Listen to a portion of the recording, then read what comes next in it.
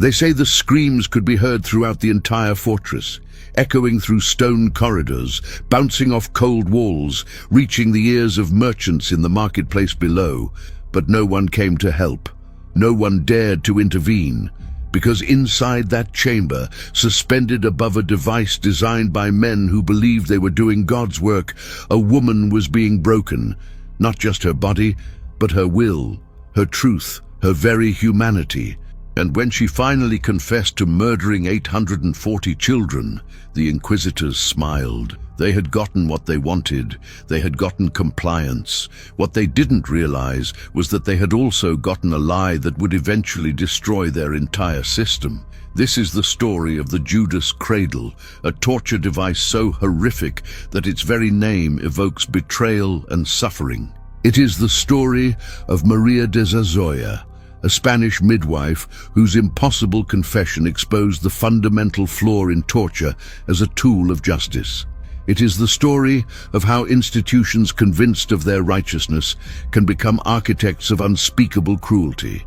And it is the story of how one man's determination to find the truth would ultimately bring down centuries of accepted practice, changing the course of justice forever. The year is 1610. Spain is at the height of its power, controlling vast territories across Europe and the New World. The Spanish Inquisition, established over a century earlier, has become a bureaucratic machine of faith enforcement, operating with the efficiency of a modern corporation and the zeal of religious fanatics. In this world, being accused of witchcraft or heresy isn't just a legal problem. It's a death sentence, wrapped in theological justification and executed with mechanical precision. In the Basque region of northern Spain, in a small town where everyone knows everyone, where children play in cobblestone streets and farmers tend their fields as they have for generations, rumors begin to circulate. Children are disappearing.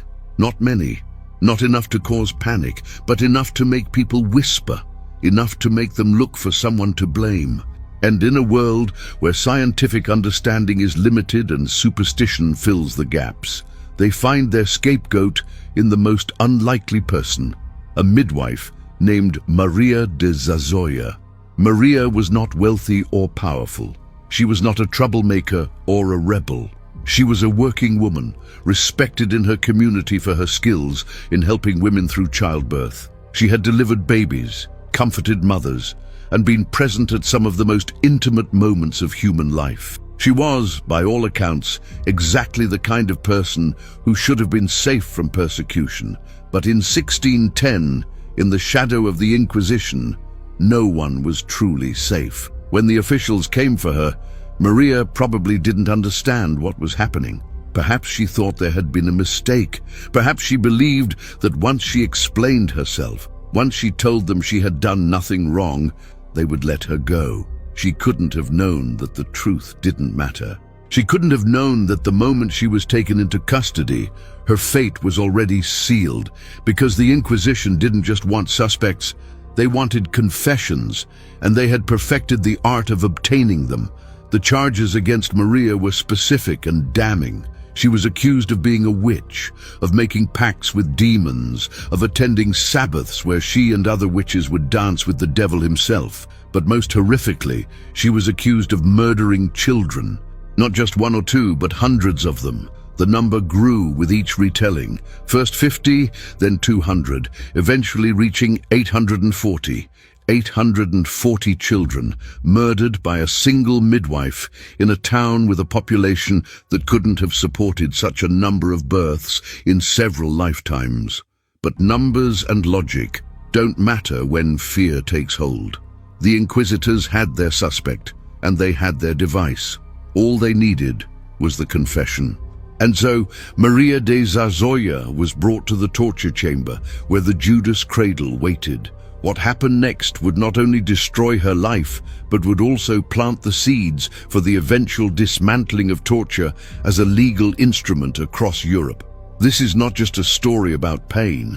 It is a story about how systems designed to find truth can instead manufacture lies, and how those lies can eventually bring down the very institutions that created them. To understand the Judas cradle and how it came to be used, we must first understand the world that created it. The Spanish Inquisition was not a sudden outbreak of religious madness or the whim of a cruel king. It was a carefully constructed institution, established in 1478 by Catholic monarchs Ferdinand and Isabella, with the explicit approval and support of Pope Sixtus IV. Its original purpose was clear: to identify and eliminate heresy, to maintain religious purity in a newly unified Spain, and to ensure that converted Jews and Muslims, known as conversos and moriscos, were truly practicing Christianity and not secretly maintaining their old faiths. But institutions once created rarely stay confined to their original purpose. The Inquisition grew, evolved, and expanded its mandate. What began as an effort to root out false converts became a sprawling bureaucracy with tribunals in every major Spanish city and territories. It developed elaborate procedures, trained specialists, and accumulated institutional knowledge about how to identify, interrogate, and punish heretics.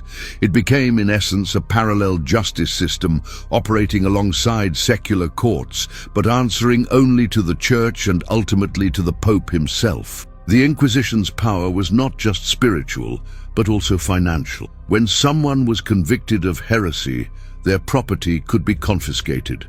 This created a perverse incentive system where the Inquisition could fund its operations through the persecution of wealthy individuals.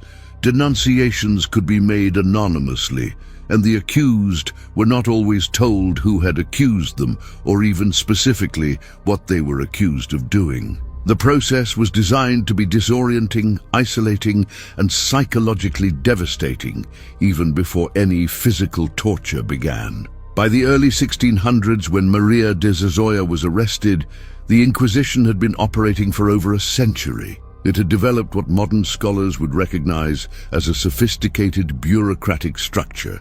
There were inquisitors who conducted interrogations, notaries who recorded every word spoken during proceedings, familiars who acted as informants and guards, and consultores who provided theological guidance. Everything was documented, filed, and preserved. The Inquisition was obsessed with record-keeping, which ironically provides historians with detailed accounts of its activities. The theological justification for torture was complex and carefully constructed. Church authorities cited biblical passages, classical philosophers, and centuries of Christian tradition to argue that torture was not only permissible, but sometimes necessary. They drew on Augustine's writings about heresy as a disease that must be cut out of the body of the Church. They referenced Thomas Aquinas, who had argued that torture could be used in moderation to compel truth from those who refused to confess their crimes. They created an elaborate moral framework that allowed good, pious men to inflict unimaginable suffering while believing they were doing holy work. But there were rules, at least officially. Canon law specified that torture should not endanger life or cause permanent injury. It could only be used when there was already strong evidence of guilt, not on mere suspicion. And it could only be applied once, though this rule was easily circumvented by declaring subsequent sessions as continuations rather than new applications of torture. The confession obtained under torture had to be confirmed afterward, freely given without duress, or it was technically invalid. These rules gave the appearance of restraint and justice, while in practice doing little to prevent abuse. The Basque region where Maria lived was particularly affected by witch hunting in the early 1600s. A series of trials in the town of Zugarramurdi in 1610 had created panic throughout the region. Dozens of people, mostly women, were accused of witchcraft. They confessed under torture to attending Sabbaths, flying through the air, having sexual relations with demons, and murdering children. These confessions followed remarkably similar patterns, which the inquisitors took as proof of a vast conspiracy, rather than evidence that the torture was producing false statements. The witch trials in the Basque region were part of a larger European phenomenon. Between the 15th and 18th centuries, tens of thousands of people, mostly women, were executed for witchcraft across Europe.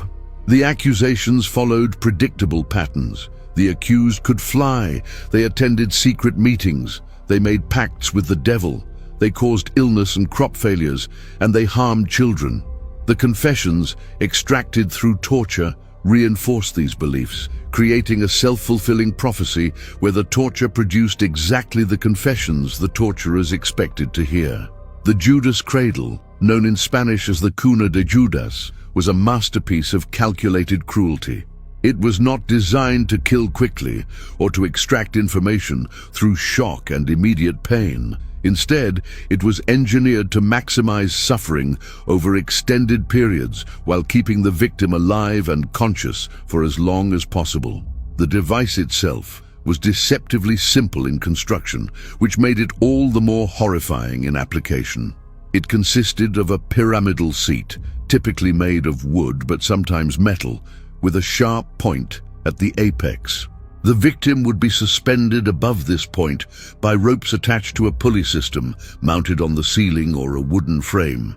The mechanics of the device exploited the victim's own body weight as the primary instrument of torture. The victim would be stripped, ostensibly to prevent them from hiding magical charms or amulets that might protect them from pain, but in reality to add humiliation to physical suffering. Their hands would be bound behind their back or above their head. Their feet might be bound together or weighted with stones or iron balls. Then, using the pulley system, they would be slowly lowered onto the point of the pyramid. The positioning was critical to the device's effectiveness. The pointed apex would be placed against the victim's most sensitive areas, typically the anus, vagina, or perineum. As the victim's weight pressed down, the point would begin to penetrate. But this was not a quick impalement. The torture could be controlled and modulated. The torturers could adjust the height, determining how much of the victim's weight bore down on the point. They could raise the victim slightly to provide temporary relief, then lower them again. They could add weights to increase the pressure or remove them to decrease it. The psychological dimension of the Judas cradle was as important as the physical. The victim could see the device before being placed upon it. They could anticipate what was coming. Once positioned, they could look down and see the point pressing into their flesh. They knew that any movement, any struggle would only increase their suffering.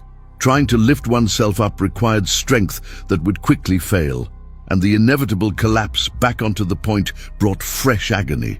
The victim was trapped in a situation where both action and inaction led to pain. The physical effects of the Judas cradle were progressive and cumulative. Initially, there would be intense pressure and pain. As time passed, the point would begin to penetrate deeper, tearing tissue and causing bleeding. The victim's muscles would cramp from the forced position, adding waves of pain on top of the primary suffering. Depending on how much weight was applied, the penetration could be shallow and agonizingly slow, or deeper and more immediately damaging. The torturers had complete control over the pace and intensity. Infection was almost inevitable. The pyramidal point was rarely cleaned between uses. The torture chamber itself was typically dark, damp, and filled with bacteria. As the point penetrated and tore tissue, it would introduce contamination deep into the body. Even if the victim survived the immediate torture session, fever and infection would set in within days. The pain would intensify as tissue became inflamed and septic. Delirium would follow as the body's systems began to fail. The duration of torture on the Judas cradle could extend for days. Unlike devices designed for quick execution or single sessions of intense pain, this instrument was built for endurance torture. The victim might be kept on the device for hours at a time, then removed and allowed to rest briefly before being placed back on it, or they might be left suspended overnight, denied sleep while their body continued to suffer. The notaries would record how long each session lasted, noting the victim's responses and whether they maintained their denials or began to confess. The name Judas Cradle itself reveals the theological framework the Inquisitors used to justify its use. Judas, the apostle who betrayed Christ, was seen as the ultimate traitor, someone who had turned against God himself. By naming the device after him, the Inquisitors were making a statement. Those who refused to confess their heresy were betraying Christ just as Judas had. The device would, quite literally, support them in their betrayal while punishing them for it. This perverse logic allowed religious men to use an instrument of sexual torture while maintaining that they were doing holy work, purging sin from the world and saving souls, even if it meant destroying bodies. When Maria de Zazoya was brought into the torture chamber, she would have been exhausted, disoriented, and terrified. She had already spent time in a cell, isolated from her family and community. She had been interrogated perhaps multiple times, with inquisitors asking her questions designed to trap her in contradictions. She would have been told that others had already confessed and named her. She would have been promised that confession would bring mercy, that holding out would only make things worse. None of this had broken her, because Maria knew she had done nothing wrong. But knowledge of innocence is poor armor against the Judas cradle. When Maria was stripped and saw the device, when she understood what was about to happen to her, terror must have overwhelmed her. Perhaps she protested her innocence one final time. Perhaps she begged for mercy. Perhaps she simply closed her eyes and prayed. The records don't tell us these details. What they do tell us is that she was placed on the Judas cradle and that she eventually confessed. Not to one crime or two, but to 840 murders of children. The confession that Maria gave under torture was extraordinary in its specificity and its impossibility. She admitted to being a witch for over 30 years. She claimed to have attended Sabbaths where dozens of witches would gather, flying through the air on broomsticks or transforming into animals to make the journey. She said she had made a pact with a demon who appeared to her as a handsome man dressed in black. She confessed that at these Sabbaths she and other witches would kill children, using their blood and body parts to make ointments and potions. The number of children Maria claimed to have killed grew throughout her interrogation. First she admitted to 10, then 50, then hundreds, until finally reaching 840. This number alone should have raised immediate questions. Maria's town was small. Even if we counted all surrounding villages, the total population couldn't have supported anywhere near 840 births during the period she claimed to have been murdering children. Where were the parents of these children? Why had no one noticed? How could 840 children vanish without leaving a massive hole in the community? But the Inquisitors didn't question the numbers. They accepted Maria's confession because it confirmed what they already believed about witches. They had their theories about how witches operated, and Maria's confession, shaped by leading questions and extracted through unbearable pain, matched those theories perfectly. When asked how she killed the children, she provided details that reflected the Inquisitors' own imaginations rather than any possible reality. She described elaborate rituals, impossible acts, supernatural events that violated the laws of nature.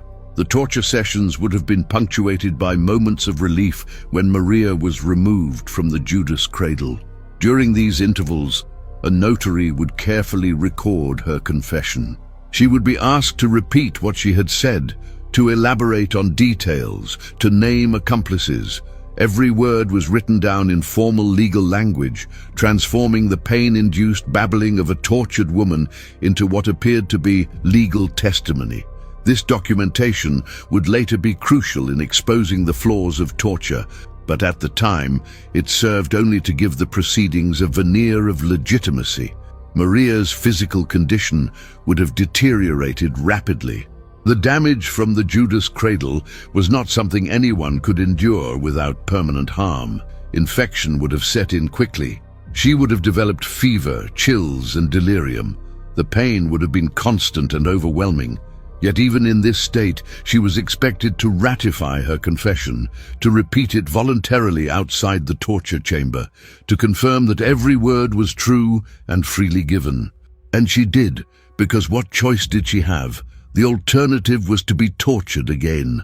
The confession of 840 child murders made Maria de Zazoya one of the most prolific serial killers in history. If it had been true, it would have made her comparable to modern cases that shocked the world with their scope and horror. But it wasn't true. It couldn't have been true. The mathematics alone made it impossible. Yet the inquisitors accepted it, documented it, and proceeded with prosecution based on it. They had gotten exactly what they wanted, a confession that confirmed their beliefs and justified their methods. What Maria experienced was not unique to her. Hundreds, perhaps thousands, of other accused witches went through similar ordeals across Europe during this period. Their confessions followed remarkably similar patterns because the torture shaped the content. When victims were asked leading questions about attending Sabbaths, about flying through the air, about making pacts with demons, they learned what answers would make the pain stop.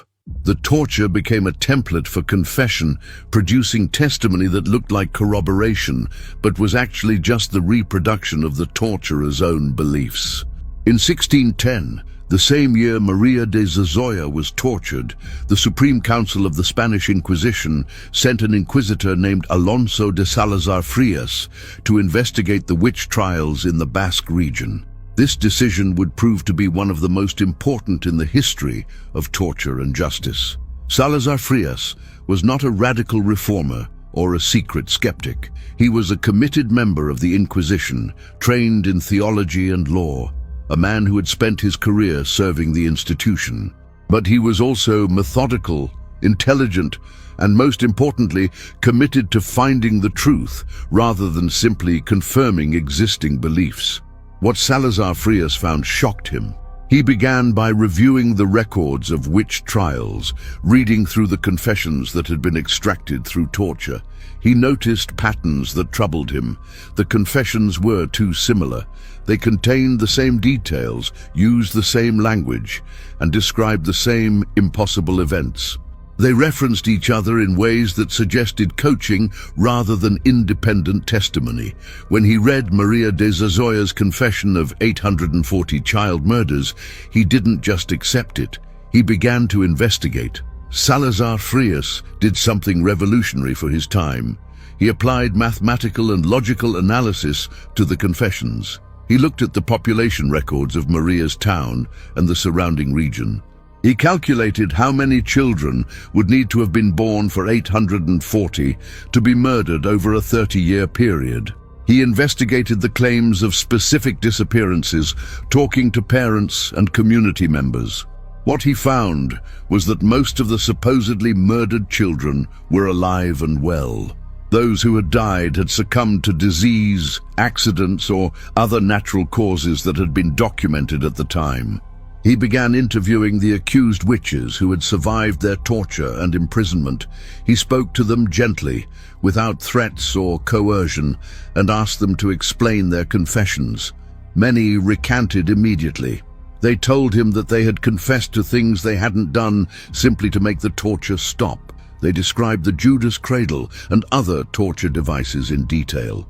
They explained how the inquisitors had asked leading questions, suggesting details that the accused would then incorporate into their confessions. They revealed that they had been shown the confessions of others and told to confirm or elaborate on them. Salazar Frias also investigated the claims of supernatural events. He examined the sites where Sabbaths supposedly took place and found no evidence of gatherings. He interviewed people who lived near these locations, and they reported seeing and hearing nothing unusual.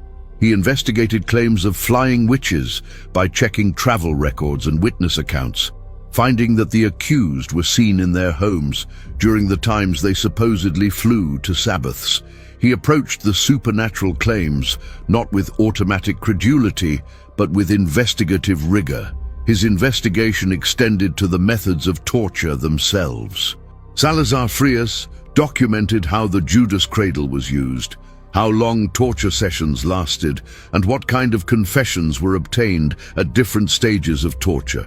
He noted that confessions became more elaborate and included more impossible claims as torture intensified and prolonged. He observed that victims would confess to anything suggested to them if they believed it would end their suffering. He recognized that the torture was not revealing truth, but manufacturing false testimony. Salazar Frias compiled his findings into a detailed report for the Supreme Council of the Inquisition.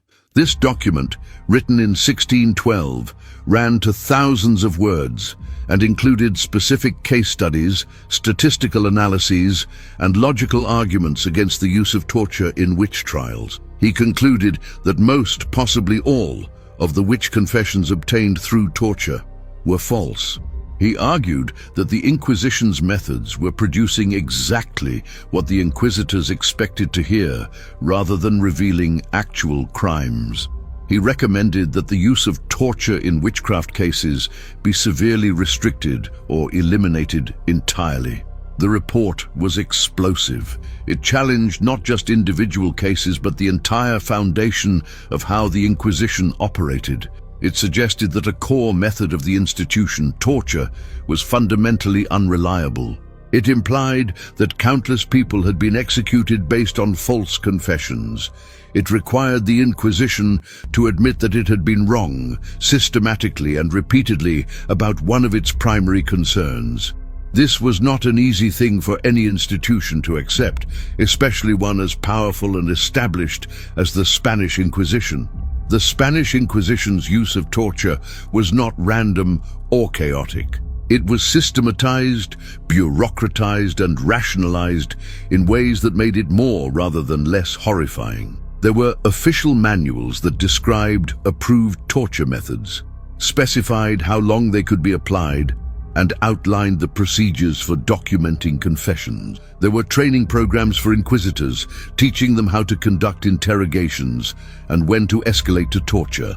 There were forms and protocols that had to be followed, creating a paper trail that tracked every step of the process.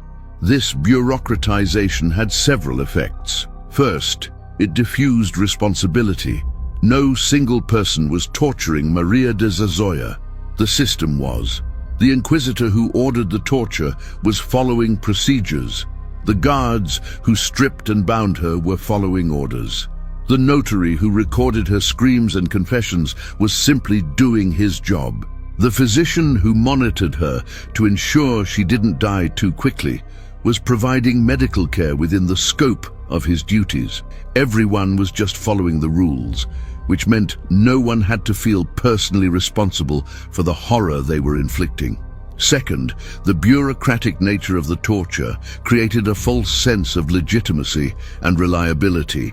Because the process was formal, documented, and followed established procedures, it seemed official and trustworthy. The confessions extracted under torture were written in legal language, signed or marked by the accused, witnessed by multiple officials, and filed in organized archives. They looked like legitimate legal documents, which made it easier for courts to accept them as evidence. The system created its own credibility through the appearance of procedural correctness. Third, the rationalization of torture allowed otherwise moral people to participate in atrocity. The inquisitors were not all sadists or psychopaths. Many were educated men, trained in theology and law, who believed they were serving God and protecting society from genuine threats. They had convinced themselves that witches were real, that heresy was dangerous, and that torture was a necessary tool for extracting truth. This ideological framework allowed them to inflict suffering while maintaining their self-image as righteous individuals doing difficult but necessary work. The medical involvement in torture is particularly revealing of how rationalization worked. Physicians were present during torture sessions, not to prevent suffering, but to ensure that the victim survived long enough to confess, and that torture didn't cause death before execution. They would monitor vital signs, advise on when to pause torture to prevent death, and sometimes provide treatment between sessions to keep the victim alive for further torture. These doctors had taken oaths to do no harm, yet they found ways to justify their participation in harming people, convincing themselves that they were preventing worse outcomes or serving a greater good. The religious justification for torture was elaborate and deeply embedded in institutional culture. Inquisitors believed that heresy was worse than murder because it endangered not just the body, but the immortal soul. They saw themselves as spiritual physicians, using harsh medicine to cure a deadly disease. The pain they inflicted was, in their minds, temporary and earthly, while the salvation they offered was eternal and divine.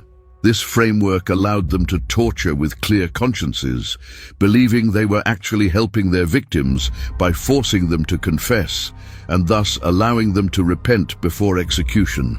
The training of inquisitors included instruction in recognizing signs of demonic presence and supernatural activity. They were taught that the devil would give witches the ability to withstand pain, so resistance to torture was actually evidence of guilt rather than innocence. This created an impossible situation for the accused. Confessing proved guilt, but not confessing also proved guilt, because only demonic assistance could explain such resistance to pain. The system was designed to produce confessions regardless of guilt or innocence. The Judas cradle itself was seen as a particularly useful device because it allowed for modulated, controlled torture over extended periods. Unlike methods that might kill quickly or cause immediate unconsciousness, the cradle kept victims aware and responsive.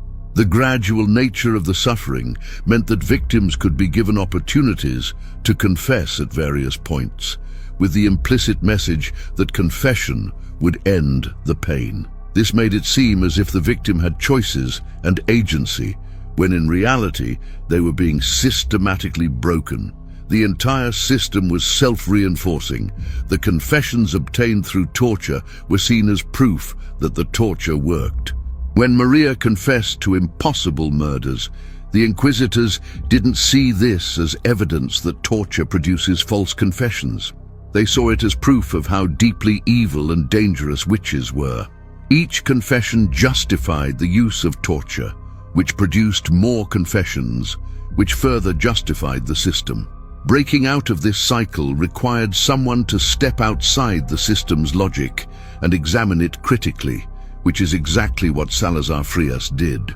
Salazar Frias's report to the Supreme Council of the Inquisition in 1612 did not immediately end the use of torture.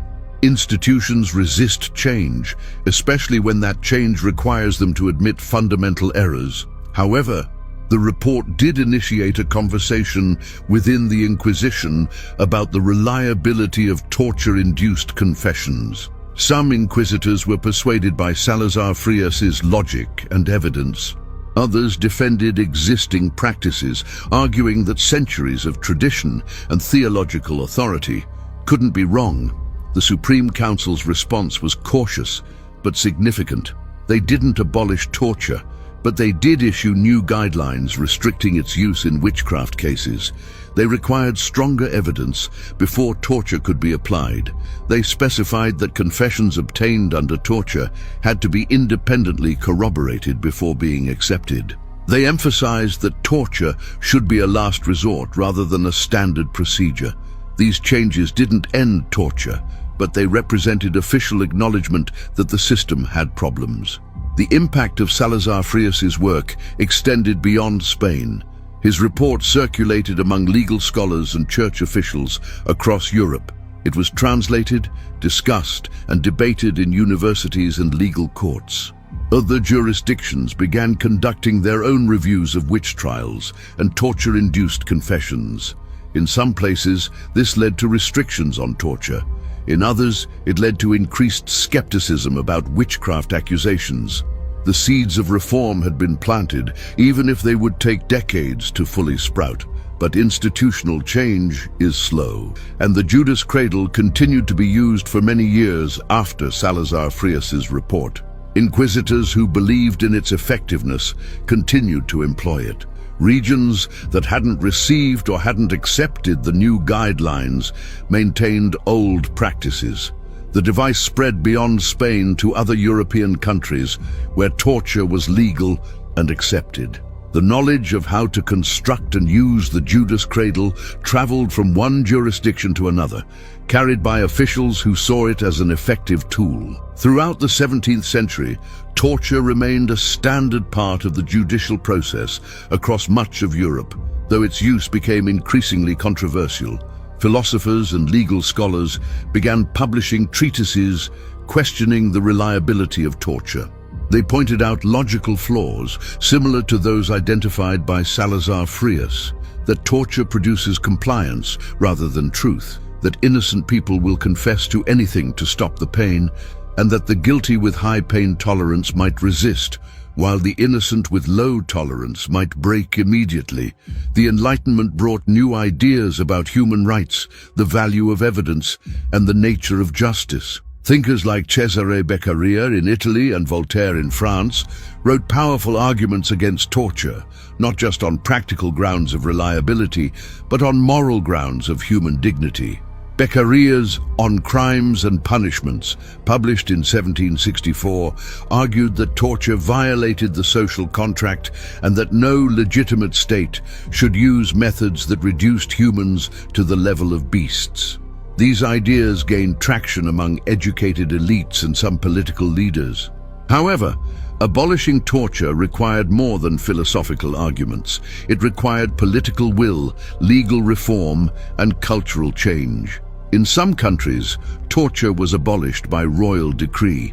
In others, it faded away through disuse, as courts stopped ordering it, and judges stopped accepting confessions obtained through it. The process was gradual and uneven. Some jurisdictions abolished torture, while others continued using it into the late 18th century. The persistence of the Judas cradle and other torture devices into the modern era reveals something troubling about human nature and institutional behavior. Once a practice becomes established, once it becomes part of how things are done, it takes extraordinary effort to change it. People become invested in existing procedures, both practically and psychologically. Admitting that torture was wrong meant admitting that countless people had been executed based on false confessions. It meant acknowledging that respected officials had been committing terrible acts. It meant confronting uncomfortable truths about human capacity for cruelty. In 1782, more than a century and a half after Maria de Zazoya's ordeal, a woman named Anna Göldi was arrested in Glarus, Switzerland. She was a 49-year-old servant who worked in the household of a local magistrate. She was accused of using witchcraft to poison the magistrate's daughter by putting needles in the girl's food and milk. The charges were absurd. The evidence was circumstantial at best, and Swiss law had already been moving away from witchcraft prosecutions. Yet Anna Göldi would become the last person in Europe to be executed for witchcraft, and her death would finally shock European society into confronting the legacy of torture. Anna's trial was controversial from the beginning. By 1782, belief in witchcraft had declined significantly among educated Europeans. The Enlightenment had transformed legal thinking, and most jurisdictions had either abolished witchcraft as a legal category or stopped prosecuting cases. Switzerland itself had not executed anyone for witchcraft in decades. That Anna Göldi was even charged was unusual and reflected local political conflicts rather than widespread belief in her supernatural powers.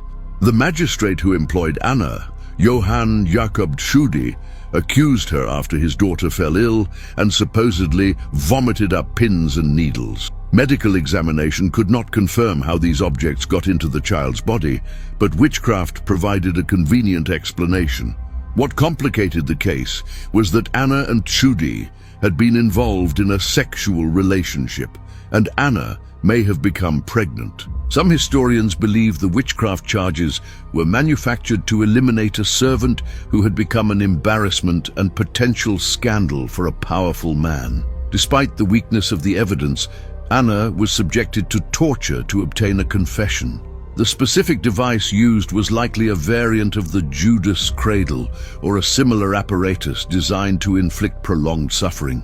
The Swiss authorities were somewhat circumspect about the torture, knowing that it had become controversial, but they applied enough pressure to break Anna's resistance. Under torture, she confessed to making a pact with the devil and using magic to harm the child. After the torture, Anna was given time to recover and then asked to ratify her confession. She recanted, stating that she had only confessed to stop the pain and that none of it was true. This created a legal problem for the authorities. According to established procedure, confessions had to be voluntarily confirmed outside the torture chamber to be valid. Anna's recantation should have invalidated her confession. However, the magistrate and local judges were determined to proceed with prosecution. Anna was tortured again, and again she confessed. This time, when brought before the court to ratify her confession, she was warned that refusing to confirm it would result in more torture. Faced with this threat, she confirmed her confession. The legal fiction was maintained. Her confession was technically voluntary because she confirmed it outside the torture chamber, even though the threat of more torture made the confirmation anything but free. Anna Goldie was convicted of witchcraft and sentenced to death. On June 13, 1782, she was executed by beheading in Glarus. The execution was supposed to be a routine matter, the conclusion of a legal case. Instead, it became a scandal that reverberated across Europe. News of Anna's execution spread quickly, reported in newspapers and discussed in salons and coffee houses. Educated Europeans were shocked that witchcraft prosecution and torture were still being used in the enlightened late 18th century. The outcry over Anna Goldie's execution was immediate and intense. Intellectuals condemned Glarus authorities for their barbarism. Legal scholars criticized the use of torture and the acceptance of coerced confessions. Religious leaders, including some Protestant and Catholic officials, expressed concern that the case made Christianity look superstitious and cruel. The Swiss federal authorities faced embarrassment on the international stage. What had been a local matter became a symbol of everything wrong with the old system of justice. The scandal surrounding Anna Goldie's execution accelerated a process that was already underway: the formal abolition of torture across Europe. The movement to end torture had been building throughout the 18th century, driven by Enlightenment philosophy, changing legal standards, and growing recognition that torture was unreliable. But individual cases like Anna's provided emotional power and political urgency that philosophical arguments alone could not. Prussia had abolished torture in 1754, becoming one of the first major European powers to do so. King Frederick the Great, influenced by Enlightenment ideas, declared that torture was incompatible with Prussian law and human dignity. Other German states followed slowly over the following decades. Austria abolished torture in 1776. France, despite being a center of Enlightenment thought, didn't fully abolish judicial torture until 1788, just a year before the French Revolution. The abolition of torture required changes at multiple levels. Laws had to be rewritten to remove torture from criminal procedure. Courts had to develop new methods for interrogating suspects and evaluating evidence. Society had to shift away from accepting coerced confessions as reliable proof of guilt. This transformation happened at different speeds in different places, with some regions embracing reform quickly while others resisted for decades. England provides an interesting case study. Torture had never been formally legalized in English common law, though it had been used under royal prerogative in specific cases. By the 18th century, English lawyers and judges prided themselves on their rejection of torture, contrasting English justice with what they portrayed as the barbaric practices of continental Europe. However, this self-congratulation ignored England's use of other coercive methods and its brutal system of corporal and capital punishment. The United States, influenced by English common law and Enlightenment principles, prohibited torture in its constitutional framework. The Fifth Amendment's protection against self-incrimination and the Eighth Amendment's prohibition of cruel and unusual punishment effectively banned torture in federal law. However, the reality often fell short of the ideal, with harsh interrogation methods, physical abuse, and coercive practices continuing in various forms. The Vatican, which had authorized the Inquisition and approved the use of torture in heresy cases, moved slowly toward reform. The Spanish Inquisition itself was not fully abolished until 1834, and even then the end came through political change rather than the Church voluntarily giving up its power. The Catholic Church only formally acknowledged that torture was intrinsically wrong in the 20th century, centuries after secular authorities had abolished it. The legacy of Salazar Frias's investigation became clearer in retrospect. His careful documentation of torture's unreliability, his mathematical demonstration that confessions could be impossible, and his insistence on investigating rather than simply accepting claims provided a template for later reformers. His work showed that institutions could examine their own practices critically and change based on evidence. It proved that even deep-seated practices could be reformed if someone with authority was willing to challenge them. The abolition of torture marked a fundamental shift in legal philosophy. It represented recognition that certain methods are wrong, regardless of whether they might sometimes produce useful results. It acknowledged that human dignity has value independent of utilitarian calculations. It established that the process of justice matters as much as the outcome, and that a confession obtained through torture corrupts the entire legal proceeding. The story of the Judas cradle and the abolition of torture in Europe should be a historical curiosity, a reminder of how far humanity has progressed from the barbarism of earlier centuries. Yet torture did not end with the Enlightenment. The 20th century saw torture employed on a massive scale by totalitarian regimes and democratic governments alike. The 21st century has witnessed debates about enhanced interrogation techniques that echo arguments made by inquisitors centuries ago. The parallel between the Spanish Inquisition's use of torture and modern practices is striking and uncomfortable. When modern interrogators use waterboarding, stress positions, sleep deprivation, and other coercive techniques, they justify these methods with arguments that sound remarkably similar to those made by inquisitors. They claim that torture works, that it's necessary to combat serious threats, that the information obtained saves lives. They create bureaucratic structures and legal memoranda that rationalize the practices, diffusing responsibility through institutional processes. The lessons from Salazar Frias's investigation remain relevant. Torture produces compliance, not truth. People subjected to unbearable suffering will say what they believe their torturers want to hear. The confessions generated through torture conform to the interrogator's expectations rather than revealing objective facts. Yet despite centuries of evidence that torture is unreliable, the temptation to use it persists because it provides the illusion of control and the satisfaction of having extracted information, even if that information is false.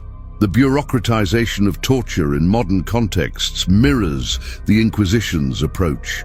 When democratic governments have employed torture, they've done so through official policies, legal memoranda, and bureaucratic procedures. They've trained interrogators, created euphemistic terminology to avoid saying torture, and documented everything meticulously. This bureaucratic structure serves the same functions it did in the 16th century, diffusing responsibility, creating false legitimacy, and allowing otherwise moral people to participate in immoral acts. The psychological mechanisms that allowed inquisitors to torture with clear consciences also operate in modern contexts. When interrogators are told that they're protecting national security, fighting terrorism, or preventing attacks that could kill thousands, they can convince themselves that harsh methods are justified. When they're assured that legal authorities have approved their techniques, they can outsource moral responsibility to the system. When they're trained to dehumanize subjects, referring to them as high-value targets or unlawful combatants rather than human beings, it becomes easier to inflict suffering. The international response to modern torture has produced human rights frameworks that explicitly prohibit it. The Universal Declaration of Human Rights, adopted in 1948, states unequivocally that no one shall be subjected to torture or cruel, inhuman, or degrading treatment. The Convention Against Torture, adopted in 1984, creates binding obligations for signatory states to prevent and punish torture. These legal frameworks represent the culmination of centuries of reform that began with investigations like Salazar Frias's. Yet these legal prohibitions have not ended torture. Countries that have ratified anti-torture conventions still engage in torture, either openly or covertly. They use semantic arguments, claiming that specific techniques don't meet the definition of torture. They outsource torture to other countries through programs of extraordinary rendition. They create legal gray zones like Guantanamo Bay, where normal constitutional protections supposedly don't apply. The rationalizations change, but the fundamental willingness to inflict suffering for perceived security gains persists.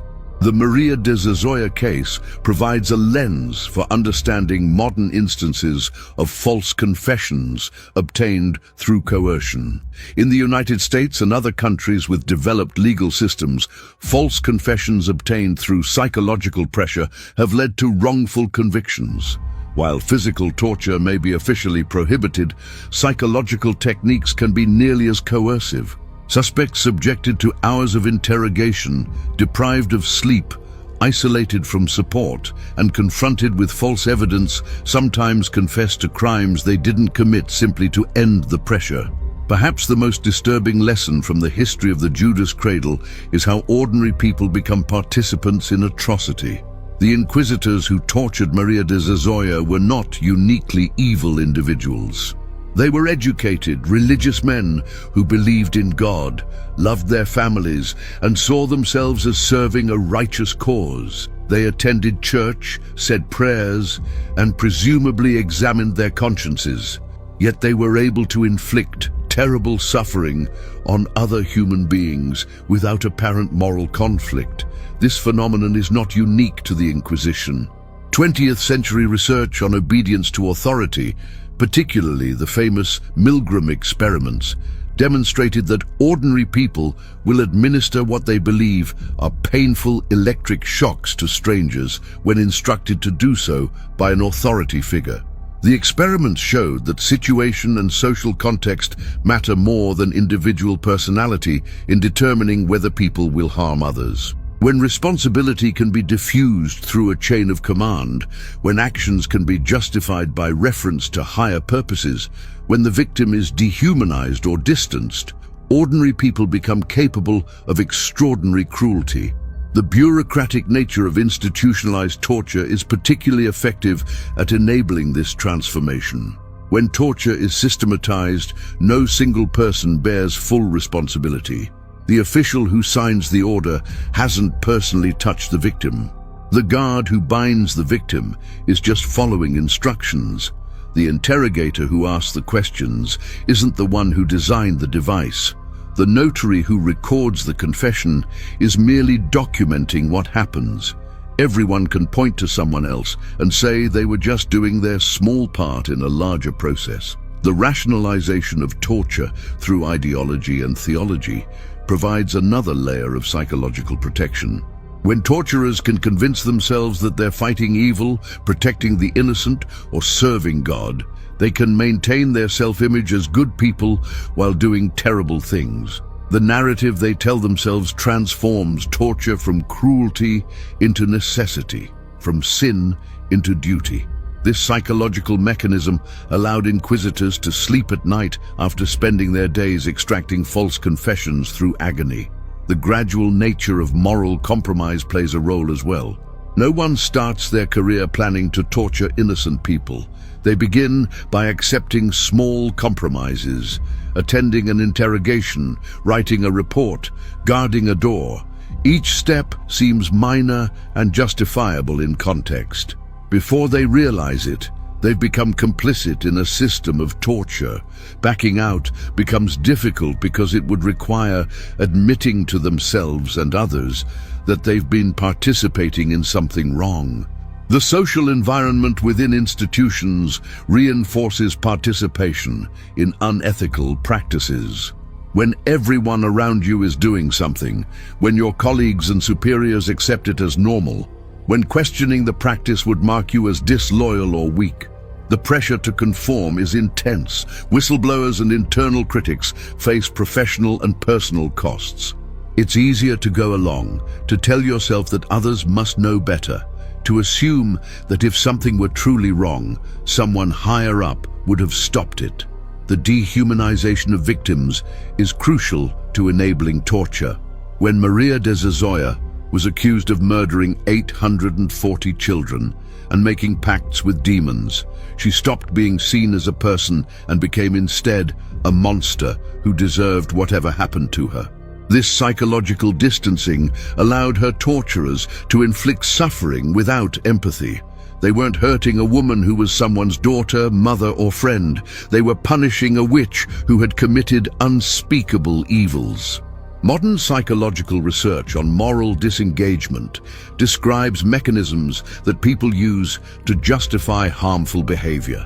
Moral justification, euphemistic labeling, advantageous comparison, displacement of responsibility, diffusion of responsibility, disregarding or distorting consequences, dehumanization, and attribution of blame. The inquisitors who used the Judas cradle employed all of these mechanisms. They justified torture as necessary to save souls, labeled it as questioning or examination, compared it favorably to allowing heresy to spread, displaced responsibility to higher authorities and church law, diffused responsibility across multiple officials, disregarded the agony they caused by focusing on theological abstractions, dehumanized their victims as witches and heretics, and blamed the victims for necessitating torture through their stubborn refusal to confess.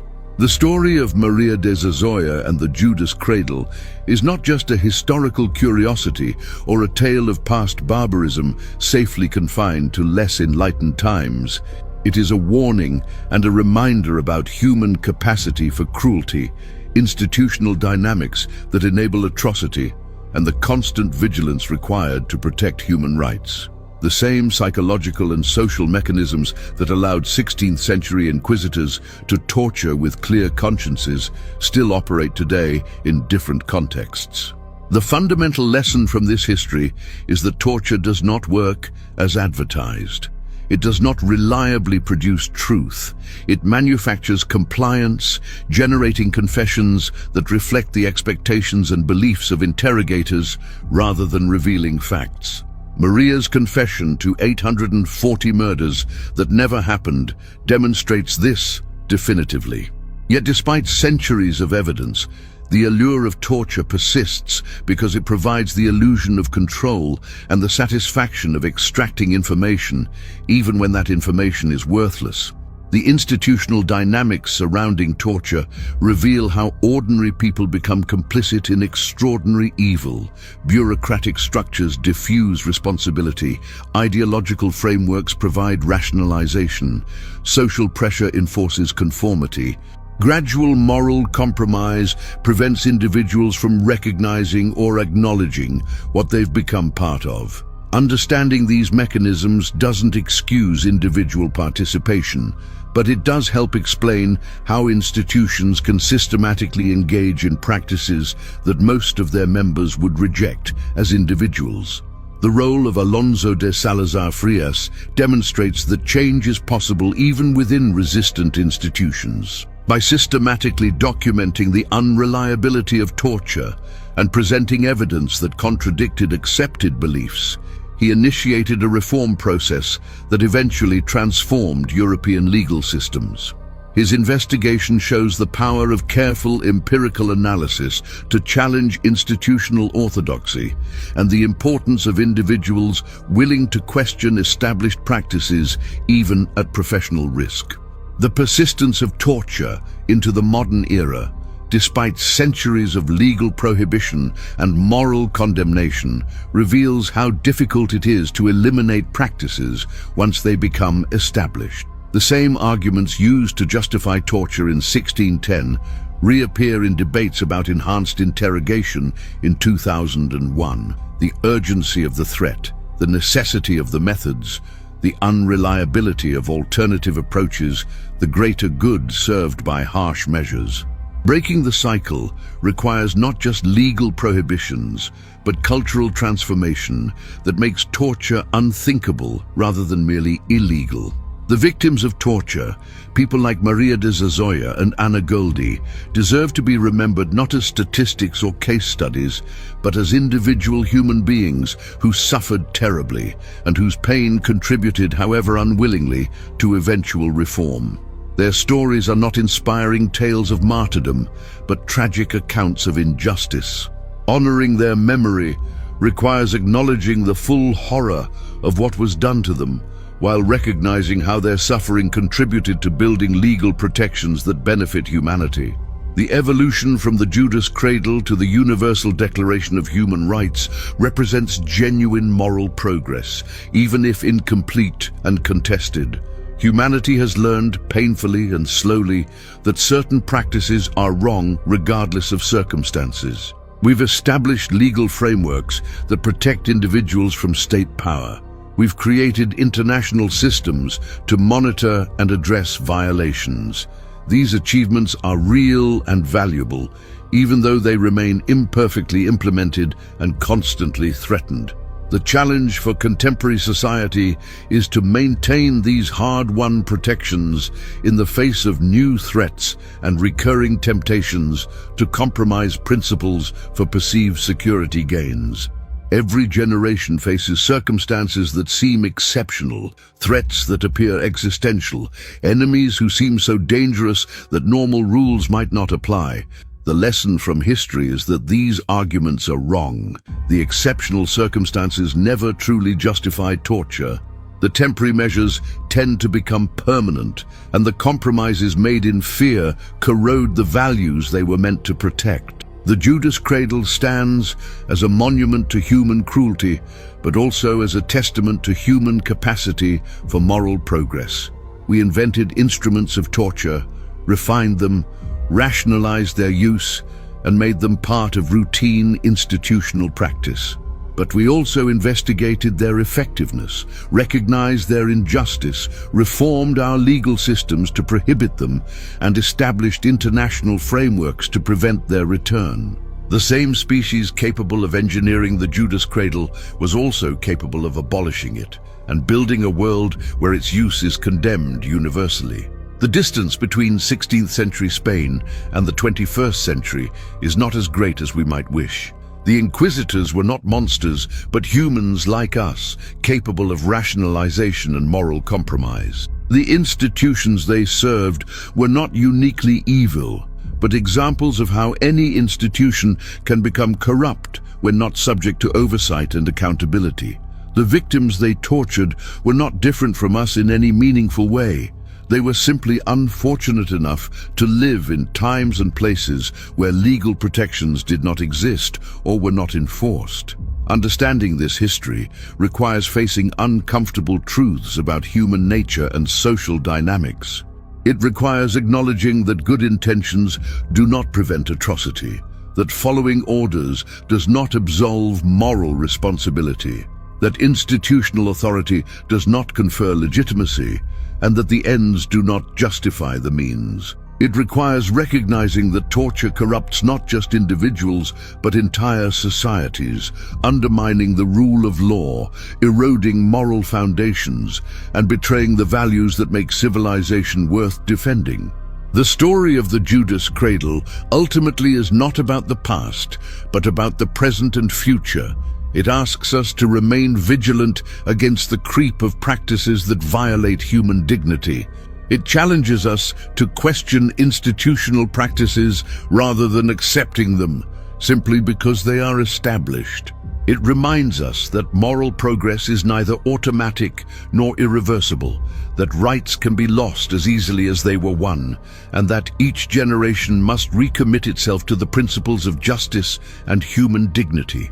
Maria de Zazoya's false confession to 840 impossible murders, extracted through days of agony on the Judas cradle, eventually helped bring down the system that tortured her.